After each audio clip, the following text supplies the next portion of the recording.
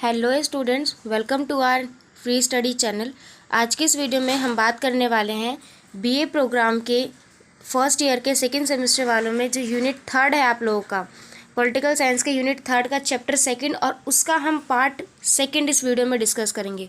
इससे पहले हमने यूनिट 1, यूनिट 2 और यूनिट 3 का चैप्टर 1 ऑलरेडी करवा रखा है और यूनिट 3 के चैप्टर सेकंड का पार्ट 1 भी ऑलरेडी हो रखा है। तो अगर आपने ये वीडियोस अभी तक नहीं देखी है तो सबसे पहले जाकर के इन सभी यूनिट्स को कवर करो ताकि आपके ऑल ओवर जो डाउट है वो भी क्लियर हो जाए। और उसके अलावा आपको यूनिट 6 की भी वीडियो प्लेलिस्ट में मिल जाएगी। लिंक आपको डिस्क्रिप्शन बॉक्स में दिया जा चुका है, वहाँ पर जाइए, फटाफट हमारे प्लेलिस्ट को चेक करिए। और उसके अलावा एक चीज़ और मैं आपको बताऊँगी, उसी लिंक डिस्क्रिप्शन बॉक्स में एक लिंक भी है जो कि हमारे टेलीग्राम ग्रुप का। अगर अभी तक आपने हमारे टेलीग्राम ग्रुप को ज्वाइन नहीं किया है तो फटाफट जाकर के इस ग्रुप को ज्वाइन करिए, क्योंकि यहाँ पर आपको हर एक वीडियोस का नोटिफिकेशन सबसे पहले मिल जाता है। और सेकंड चीज़, रिटर्न फॉर्म में नोट्स भी मिल जाएंगे आपको। और समय समय पर जो भी आपकी प्रिपरेशन के लिए क्वेश्चन बैंक होते हैं, question banks, previous year paper, कुछ इंपॉर्टेंट क्वेश्चन, और उसके अलावा अगर आपके पास कोई डाउट भी होता है तो आप वहाँ से हमसे पूछ करके क्लियर कर सकते हैं। डिस्कस भी होता है वहाँ पे, विस्तार से हम आपके एक एक सवाल का जवाब देते हैं। तो चलिए स्टार्ट करते हैं आज की अपनी इस वीडियो को और समझते हैं यूनिट थर्ड के चैप्टर सेकंड के पार्ट सेकंड को।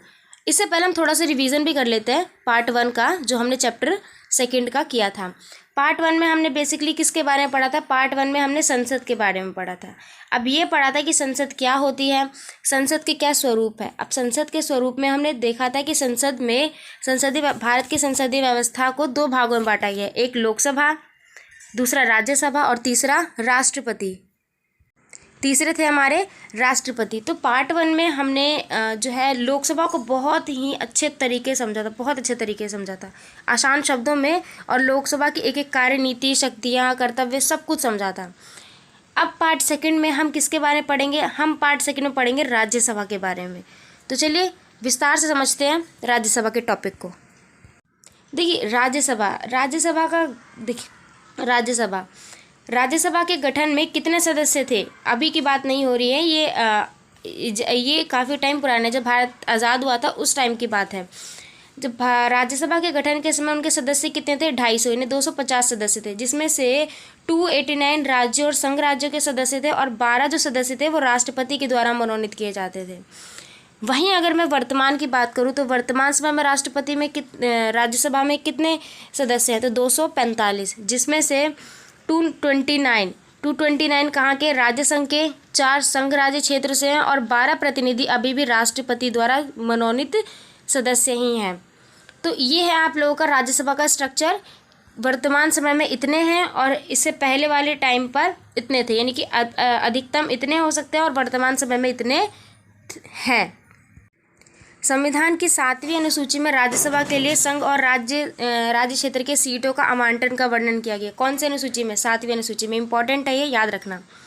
लोकसभा से अलग राज्य और अनुसूचित जाति व जनजाति के लिए आरक्षण का प्रावधान नहीं है। यानी लोकसभा में जिस तरीके से अनुसूचित जाति और अनुसूचित जनजाति के लिए प्रावधान है, अगर आपने पार्ट 1 देखी है तो आपको याद होगा कि लोकसभा में SC ST वालों के लिए रिजर्वेशन का ऑप्शन है, पर वहीं राज्यसभा में कोई भी आरक्षण नहीं है SC और ST, अनुसूचित जाति और जनजातियों के लिए। राज्यों का प्रतिनिधित्व हम पढ़ते हैं। हमने क्या पढ़ा था? जो राज्यसभा में जितने भी सदस्य थे, 245 के तकरीबन सदस्य थे, उनमें से 229 तो कहाँ के थे? संघ राज्य क्षेत्र के थे, और उसके अलावा 4 सदस्य राज्य संघ के थे और 12 सदस्य राष्ट्रपति द्वारा मनोनीत थे। तो अब हम पढ़ेंगे राज्यों का प्रतिनिधित्व राज्यसभा में कैसे है। राज्य के प्रतिनिधि का निर्वाचन कौन करता है? विधानसभा के सदस्य द्वारा किया जाता है। किस आधार पर होता है? तो एकल संक्रमणीय मत के आधार पर होता है। एकल संक्रमणीय की सभी लोग जो है अपना अपना मत देंगे, जिनका ज़्यादा वोट होगा, जिस पार्टी का, वो विजयी होगा या उसकी मत जो है प्रभावी रहेगी। सीटों का बंटवारा जनसंख्या के आधार पर होता है। प्रतिनिधियों की संख्या अलग अलग राज्य में अलग हो सकती है, जैसे यूपी में 31 राज्यसभा की सीट है, वहीं त्रिपुरा में 1 है। तो ये जनसंख्या के आधार पर सीटों का जो है बंटवारा किया जाता है। अब देखते हैं कि संघ राज्य क्षेत्र को क्या प्रतिनिधित्व है इसमें। संघ राज्य क्षेत्र को क्या प्रतिनिधित्व है इसमें? संघ राज्य क्षेत्र के प्रतिनिधि को किस में चुना जाता है? एक निर्वाचन मंडल द्वारा चुना जाता है, ये निर्वाचित मंडल द्वारा चुना जाता है। अनुपातिक पद्धति वही एकल संक्रमण के आधार पर होती है ना, इनका चुनाव भी एकल संक्रमण पर ही होता है। 7 संघ शासित प्रदेश क्षेत्रों में केवल 2 प्रतिनिधि राज्यसभा में चुने जाते हैं। जो 2 प्रतिनिधि होते हैं संघ शासित क्षेत्रों में, वही इनके अंदर चुने जाते हैं। और वर्तमान में ये कितने प्रतिनिधि है? वर्तमान में ये 4 हो चुके हैं। अब नामित व नामित निर्देशित सदस्यों के बारे में पढ़ते हैं। जो राज्यसभा में राष्ट्रपति के द्वारा 12 सदस्यों को मनोनीत किया गया है, उन्हीं को निर्देशित या नामित सदस्य बोला गया है। राष्ट्रपति द्वारा राज्यसभा में 12 सदस्यों को नामित या नाम निर्देशित किया जाता है, जिन्हें कला, साहित्य, विज्ञान और समाज सेवा आदि का काफ़ी ज़्यादा नॉलेज है, फिर अनुभव हो। नामी और प्रसिद्ध व्यक्ति बिना चुनाव के राज्यसभा में पाया भी जा सकता है। अब हम पढ़ लेते हैं थोड़ी सी योग्यताओं के बारे में कि वो कौन सी योग्यताएं हैं जो राज्यसभा के एक सदस्य के रूप में होनी चाहिए। सबसे पहली योग्यता कि वो भारत का एक नागरिक हो।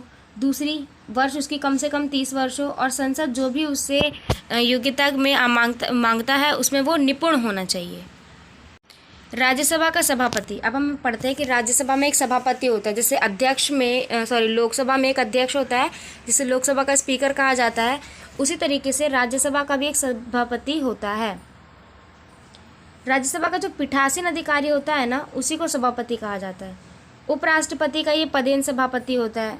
उपराष्ट्रपति राष्ट्रपति के रूप में काम करता है और वह राज्यसभा के सभापति के रूप में कार्य नहीं करता। यानी कि जब वह व्यक्ति उपराष्ट्रपति जो होते हैं, यानी राष्ट्रपति के जैसे स्कूल्स में होते हैं ना, एक आपका प्रिंसिपल होता है और दूसरा वहीं एक वाइस प्रिंसिपल होता है, उसी तरीके से देश में भी एक राष्ट्रपति होता है और दूसरा उपराष्ट्रपति होता है। अगर राष्ट्रपति किसी भी स्थिति में काम नहीं करता तो उसकी सारी कार्यनीति किसको सौंप दी जाती है? उपराष्ट्रपति को सौंप दी जाती है। उसी तरीके से जो उपराष्ट्रपति जो होता है, इसका पदेन सभापति होते हैं। यानी कि सभापति कौन होता है? डायरेक्ट तरीके से उपराष्ट्रपति ही राज्यसभा का पदेन सभापति होता है। उपराष्ट्रपति जो है राष्ट्रपति के रूप में कार्य करता है और वह राज्यसभा के सभापति के रूप में कार्य नहीं करता। यानी कि वो राष्ट्रपति के रूप में ही कार्य करेगा सभापति में राज्यसभा में। राज्यसभा के सभापति को राज्यसभा को उसके पद से तभी हटाया जा सकता है जब वह उपराष्ट्रपति के पद से, यानी कि कोई व्यक्ति जब उपराष्ट्रपति के पद पर है तो वो ऑटोमेटिकली राज्यसभा का सभापति कहलाएगा, लेकिन जब तक वह उपराष्ट्रपति के पद से नहीं हटता तब तक वह राज्यसभा का सभापति ही रहेगा। पीठासीन अधिकारी हेतु सभापति को शक्तियां जो है किसके समान होती है? लोकसभा के अध्यक्ष ही प्राप्त होती है। अब लोकसभा के जो अध्यक्ष होता है वो क्या है? धन विधेयक की जाँच कर सकता है। यहाँ से काफ़ी इंपॉर्टेंट चीज़ है, थोड़ा ध्यान रखना। देखिए, लोकसभा के अध्यक्ष के पास कौन सी शक्तियाँ होती है? एक तो वो धन विधेयक जारी कर सकता है, दूसरी संयुक्त बैठक बुला सकता है। पर यही 2 विशेष अधिकार सभापति के पास नहीं होती, यानी कि उपराष्ट्रपति राज्यसभा के सभापति के पास ये 2 अधिकार नहीं होते। बाकी हर शक्तियों में वो लोकसभा के समान है, लोकसभा के अध्यक्ष के समान है। सभापति सदन का सदस्य नहीं होता और ना ही सभापति अपनी पहली बैठक में मत दे सकता है। बराबर होने की स्थिति में वो क्या करेगा? निर्णायक मत देगा। अगर इन केस किसी भी मुद्दे पर बात छिड़ी है, उस मुद्दे पर बात छिड़ी है, 2 पार्टियां हैं, दोनों ने अपने मत दिए, मान लो इस पार्टी ने अपने 20 मत दिए, इसके द्वारा 20 मत सहमत है और इसके द्वारा भी 20 मत, तो दोनों के एक तरीके से इक्वल हो गए। आखिरकार जो है जीत किसकी हुई, ये किसका निर्णय माना जाए, तो उस केस में क्या कर सकता है? सभापति अपना एक निर्णय दे सकता है जिसको निर्णायक मत देते हैं। अब वो किसी भी पार्टी को दे सकता है अपने हिसाब से। उपराष्ट्रपति पद से हटने के बाद सभापति का राज्यसभा से भी काल समाप्त हो जाता है। बिल्कुल, अभी हमने ऊपर पढ़ा था। उपराष्ट्रपति राष्ट्रपति के रूप में कार्य करता है और राज्यसभा उसको राष्ट्रपति वाला वेतन ही देता है, भत्ता देता है। और संसद की जो है विधायी शक्तियाँ उसकी प्राथमिक कार्य होती है। अब देखिए, भारतीय संविधान में कुछ विधि निर्माण प्रक्रिया के निम्न चरण को दिया गया है। भारत के संविधान में जब भी हम कोई विधेयक पारित करते हैं ना, आपको याद होगा, जब भी देश में कोई कानून लागू होता है तो सब डायरेक्ट वो कोई कानून नहीं बनता है, उससे पहले बहुत ही लंबी और विस्तृत प्रक्रिया होती है। वही पढ़ेंगे हम इसमें। विधि का मतलब होता है विधेयक, और विधेयक को कहा जाता है कानूनी दस्तावेज। तो संविधान में इसकी क्या क्या प्रक्रियाएं हैं वो हम पढ़ेंगे, जो कुछ इस प्रकार है। विधि निर्माण का सबसे प्रथम चरण हम पढ़ेंगे। विधेयक की प्रस्तुति, जिसमें प्रस्तावित कानून अभिव्यक्त होता है, वह प्रश्न तथा हेतुओं की अभिव्यक्ति के साथ होता है। विधेयकों की प्रस्तुतिकरण को विधेयक का प्रथम वाचन भी कहा जाता है। अब विधेयक कितने प्रकार के होते हैं? विधेयक 2 प्रकार के होते हैं, साधारण विधेयक और दूसरा कानूनी विधेयक। साधारण विधेयक जो होता है वो संसद में पेश हो सकता है, साधारण विधेयक के अलावा कोई भी विधेयक संसद में पेश होते हैं। जो साधारण विधेयक है ना, वो संसद में पेश नहीं होगा, कानूनी विधेयक केवल जाता है वहाँ पर, राजपाठ में प्रकाशित होता है। विधेयक का जब प्रस्तुतिकरण होता है तो उसके उद्देश्यों और प्रयोजनों को पूरी तरीके से इंगित और विस्तार से समझा जाता है। इस चरण के दौरान विधेयक का विरोध भी होता है और सदस्यों में से अपने तर्क देने की उनको अनुमति भी दी जाती है। प्रश्न मत होते हैं, बहस चलती है आपस में लोगों के कि क्या चीज़ सही है, प्रस्तुति के पक्ष में भी और उसके अगले चरण में भी फिर जाता है। अगले चरण में आते ही फिर इसका दूसरा चरण आ जाता है जो कि ये है।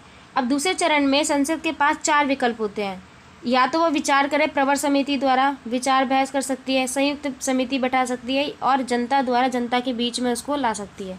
परंतु यह हर एक जगह लागू नहीं होता है। विकल्प की सहायता केवल तभी होती है जब प्रस्तावित विधेयक विवाद और प्रयोजन में हो। जब दूसरे चरण में आने के बाद भी विधेयक पर अभी भी विवाद छिड़ा हुआ हो, तब जाकर के उसको जनता के बीच में भेजा जाता है। अब हम पढ़ेंगे विधि निर्माण का तीसरा चरण जो कि अंतिम चरण है। इस चरण में क्या होती है, विधेयक की जो गति होती है, प्रगति होती है, तीव्र हो जाती है।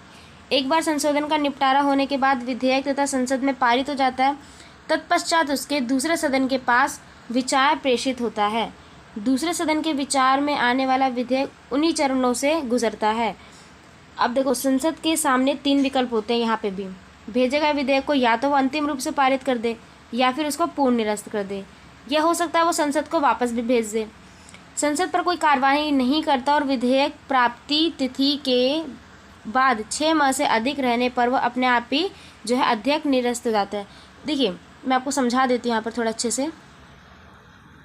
लोकसभा में कोई विधेयक पारित हुआ, लोकसभा में सबसे पहला है, वहाँ बहस छिड़ी, वहाँ पर लोगों का मत गया, उसके बाद ये पारित हो गया। लोकसभा के बाद वो आया राज्यसभा में। जब वो राज्यसभा में आया तो राज्यसभा में भी उसी तरीके से लोगों के मत जाएंगे, उस पर पूर्ण बहस चलेगी, मत चलेंगे, अलग अलग प्रश्न चिन्ह चलेंगे, ये सब होगा। अब लोकसभा, लेकिन यहाँ पर एक डिफरेंस है। राज्यसभा जब लोकसभा के पास जिस तिथि को विधेयक भेजता है उस तिथि के 6 महीने से अधिक अगर राज्यसभा ने अपने पास रखा उस विधेयक को, तो वो अपने आप ही निरस्त मान लिया जाएगा। आई होप क्लियर हो गया होगा, बहुत आसान शब्दों में बोला गया। अब देखिए, विधि निर्माण का हम अंतिम चरण पढ़ते हैं।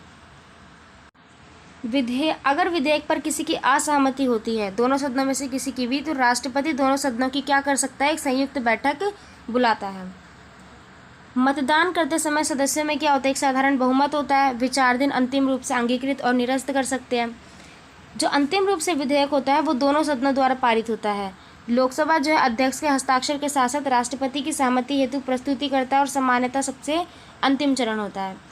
राष्ट्रपति की सहमति पर विधेयक जो है अधिनियम बनता है। जब तक उस पर, अब देखो, कोई भी विधेयक है यानी जो कानूनी दस्तावेज था उस पर लोकसभा की भी समर्थन मिल गया, राज्यसभा ने भी इस पर समर्थन दे दिया, तो अंतिम रूप से उसके पास राष्ट्रपति के पास भेजा जाता है। अगर राष्ट्रपति ने उस पर सहमति दे दी तब जा करके वो विधिनियम क्या बनेगा, एक अधिनियम बनेगा और फिर उसको विधान पुस्तिका में लिख दिया जाता है, यानी कि जो कानूनी पुस्तिका होती है उसमें लिख लिया जाता है। राष्ट्रपति की असहमति पर विधेयक वहीं समाप्त, अगर राष्ट्रपति ने उस पर असहमति दिखा दी तो वो विधेयक वहीं का वहीं खत्म हो जाएगा। पर अगर राष्ट्रपति विधेयक को संसद में पुनः विचार हेतु भेजता है, मान लो कि राष्ट्रपति ने उसको पढ़ा, उसको पसंद नहीं आया, उसने पुनः विचार के लिए संसद में भेज दिया और संसद में लोकसभा राज्यसभा ने दोबारा उसको पारित कर दिया और दोबारा से राष्ट्रपति के हाथ में भेज दिया, तो राष्ट्रपति इस बार बाध्य है उस चीज़ को मानने के लिए। नहीं, इस बार उसको अपने हस्ताक्षर देने ही पड़ेंगे, मंजूरी देनी ही पड़ेगी, बाध्य हो जाता है वो। इसी वजह से जो विधायी निर्माण प्रक्रिया है वो बहुत ही लंबी और समयव्यापी प्रक्रिया है। अब हम पढ़ लेते हैं थोड़ा सा वित्त विधेयक के बारे में। देखिए, वित्त विधेयक क्या होता है ये मैं बता देती हूँ। किसी भी विधेयक को वित्त विधेयक तभी कहा जा सकता है जब वह राजस्व या फिर व्यय से संबंधित हो, या तो वह किसी भी डिस्ट्रिक्ट के अर्थव्यवस्था या किसी भी व्यय से संबंधित हो, वहाँ की पॉलिसी से। परंतु हर एक वित्त विधेयक धन विधेयक नहीं होता है।